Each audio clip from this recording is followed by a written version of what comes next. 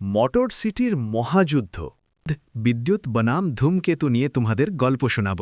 অনেক দূরের এক দেশ, নাম তার মোটর সিটি।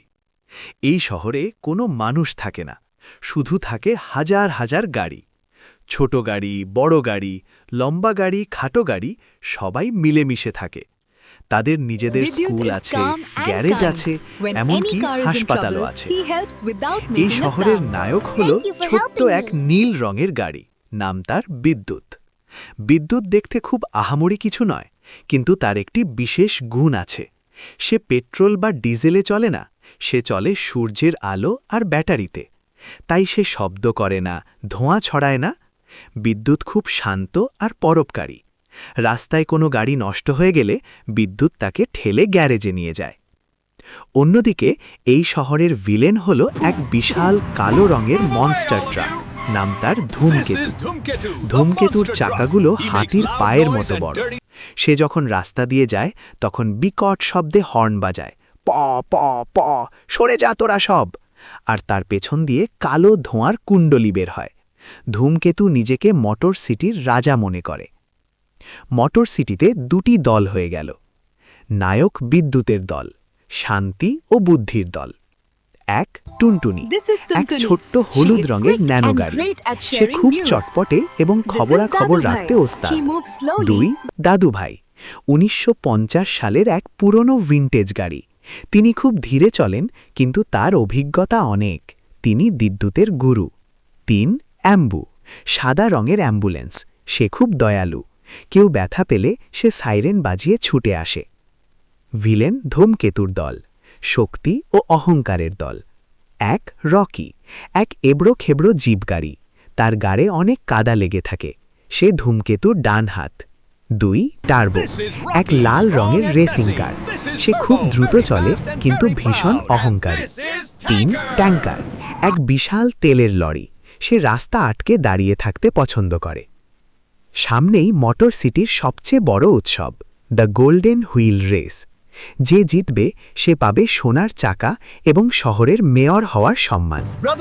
একদিন শহরের মাঝখানে ধূমকেতু তার বড় চাকা ঘুরিয়ে বলল, এই বছরও গোল্ডেন হুইল আমিই জিতব। আমার মতো শক্তিশালী আর দ্রুত কেউ নেই। ওই পিচ্চি বিদ্যুৎ তো আমার এক ফুটেই উড়ে যায়। বিদ্যুৎ শান্ত গলায় বলল, ধূমকেতু ভাই, শক্তিই সবকিছু নয়, বুদ্ধি আর সততাও লাগে। আমি এই রেসে অংশ নেব। ধূমকেতু অট্ট হাসি দিয়ে বলল, তুই ব্যাটারি চালিত খেলনা গাড়ি? ঠিক আছে, দেখা যাবে রেসের মাঠে। রেসের আগের রাতে ধূমকেতু তার দলবল নিয়ে গোপন মিটিং করল। ধূমকেতু বলল, রকি, তুই রাস্তার মোড়ে তেল ঢেলে দিবি। বিদ্যুৎ এলেই স্লিপ খাবে। আর ট্যাঙ্কার, তুই বিদ্যুতের রাস্তা আটকে দাঁড়াবি। কিন্তু তাদের এই শয়তানি বুদ্ধির কথা শুনে ফেলল ছোট্ট টুনটুনি। সে জানলার ফাঁক দিয়ে সব শুনছিল। সে তখনই ছুটে গেল বিদ্যুতের কাছে। বিদ্যুৎ ভাই, সাবধান, ওরা রাস্তায় ফাঁদ পেতেছে। দাদু ভাই পুরনো গাড়ি কেশে কেশে বললেন, ভয় নেই দাদু ভাই, ওরা শক্তি দিয়ে লড়বে, আমরা লড়ব বুদ্ধি দিয়ে। ওরা তেল ঢাললে তুমি রাস্তার পাশ দিয়ে ঘাসের ওপর দিয়ে যাবে। তোমার চাকা ছোট, তুমি সহজেই পার হবে। পরদিন সকালে রেসের মাঠে হাজার হাজার গাড়ির ভিড়। লাল বাতি নিভে সবুজ বাতি জ্বলতেই ভুমম, সবাই ছুটল। শুরুতেই ধূমকেতু তার সাইলেন্সার দিয়ে এক রাশ কালো ধোঁয়া ছাড়ল। বিদ্যুতের সামনের সব কিছু অন্ধকার হয়ে গেল। বিদ্যুৎ কাশতে লাগল, কিন্তু তার বন্ধু অ্যাম্বু সাইরেন বাজিয়ে ধোঁয়া সরিয়ে দিল। চালিয়ে যা বিদ্যুৎ, আমি আছি পেছনে। একটু সামনেই ছিল সেই তেলের ফাঁদ। ধূমকেতুর বন্ধু টার্বো, লাল রেসিং কার, খুব স্পিডে আসছিল। সে তেল খেয়াল করল না। ওরে বাবারে বলে স্লিপ খেয়ে সে সোজা গিয়ে পড়ল খড়ের গাদায়। বিদ্যুৎ দাদু ভাইয়ের কথা মনে করে ঘাসের ওপর দিয়ে সাবধানে ওই জায়গা পার হয়ে গেল। রেস এখন শেষ পর্যায়ে। সামনেই মরণ বাঘ, পাহাড়ের গা ঘেঁষে এক ভয়ঙ্কর মোড়।